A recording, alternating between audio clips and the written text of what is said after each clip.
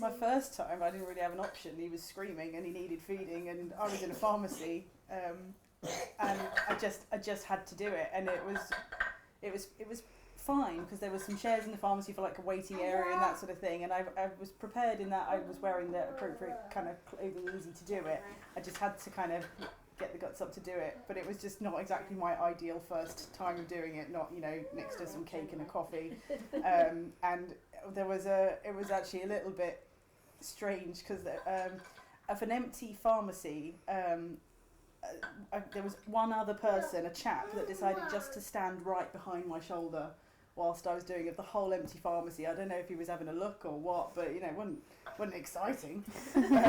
But yeah, so I was like, come on, here we go, and it was fine. He fell back to sleep, and off we went, and it was fine. So I think once you get that initial first time out of it, it's like, we're a novice at this. Yeah. But no, slinging made it easier. So for me, on that score. Yeah.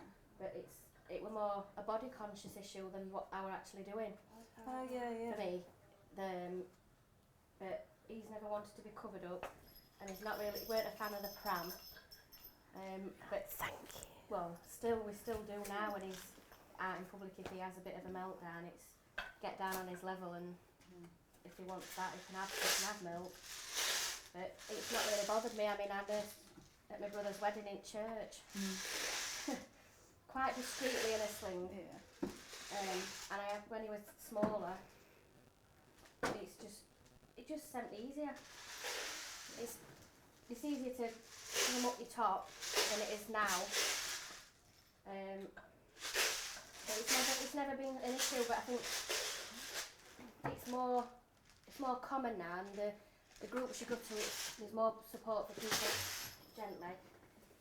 Just to be around you, and you can be sat in a coffee bar with other people doing it, whereas, I don't know, sometimes you get the impression it's not. Depends, I suppose, where you are, who you're with, and whether they've got children or they've had children. So whether you're more conscious of making somebody else feel uncomfortable than you're actually uncomfortable yourself. Yeah. So do the clothes that you wear help? I think I took advice off my sister that to wear a top you could pull down with a top over it that you could lift up, so you were never really exposing yourself unnecessarily. And I just found that more comfortable as well, because initially my little boy was very tiny and he'd be feeding very often over winter as well, so I didn't really want to be lifting up my entire top and getting cold. And, you know, even if you were outside on a bench, I had to make sure that I was wearing appropriate clothing that I could feed in. So that really helped me. Yeah, definitely.